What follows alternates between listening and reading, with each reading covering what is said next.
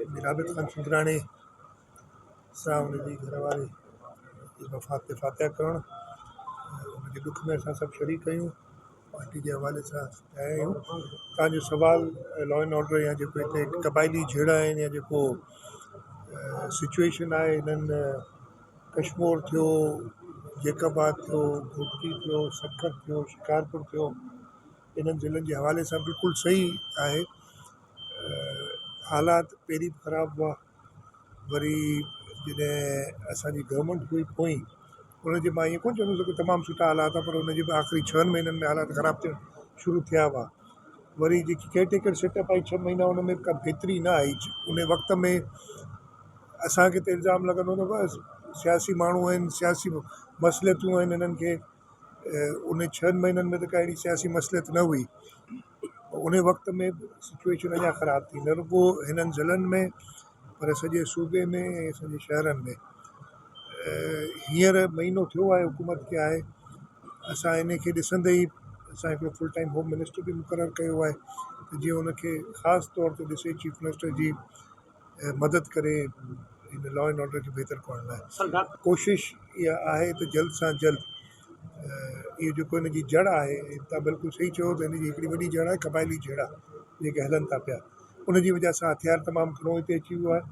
हथियार वरी बि हितां को ठहंदो कोन्हे, ज़रूरु ॿियनि पासनि खां हिते अचे थो, हेसि ताईं पहुचे थो।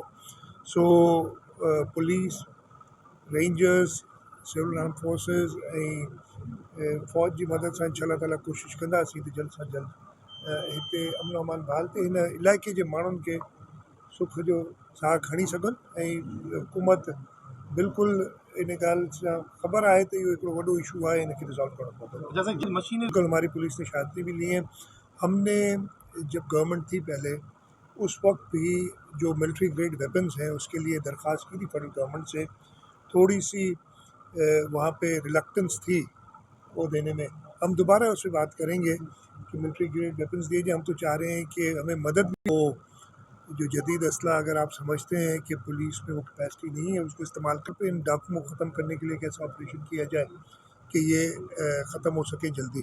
और हम दोबारा उस सिलसिले में रिजू कर रहे हैं वफाक से भी, और मुझे उम्मीद है मेरी इंटीरियर मिनिस्टर से भी बात हुई थी, आए थे वफाकी इंटीरियर मिनिस्टर जो है वो आए थे कराची, और उनसे मुलाकात में भी ये बात हुई। और हमारे पास फंड्स का इशू नहीं है इस सिलसिले में, हमें सिर्फ चाहिए होती है परमिशंस उस मिलिट्री ग्रेड वेपन की, जो पता नहीं कैसे डाकुओं के पास पहुंच गए। मैंने तो ये बॉर्डर मेरे हाथ में नहीं है कि इधर तक पहुंचा है। वो ज़रूर हमें अपनी पुलिस को प्रॉपर इक्विप करना होगा कि इन डाकुओं से मुकाबला कर सके। लेकिन इसकी काफ़ी सारे, मैंने कहा ना कि एक सिर्फ ऑपरेशन और इनको ख़त्म कर देना नहीं, लेकिन इसके साथ साथ है उनको भी ख़त्म करना है। हमने कबायली तकरारों को उनके आपस में तस्फिया कराना है। वही एक जड़ बन जाती है वेपनाइजेशन की। और ये आप सब जानते हैं, मुझसे ज़्यादा जानते हैं, आप इधर के लोकल सहाफ़ी हैं सारे, तो इसको जड़ से उखाड़ना होगा और उस पर हम काम कर रहे हैं, करेंगे। यहाँ लोकल्स की मदद की ज़रूरत होगी और उसके हम ज़रूर कश्मीर में आए ना यार मिनिस्ट्री ताकि आपको खबर आए।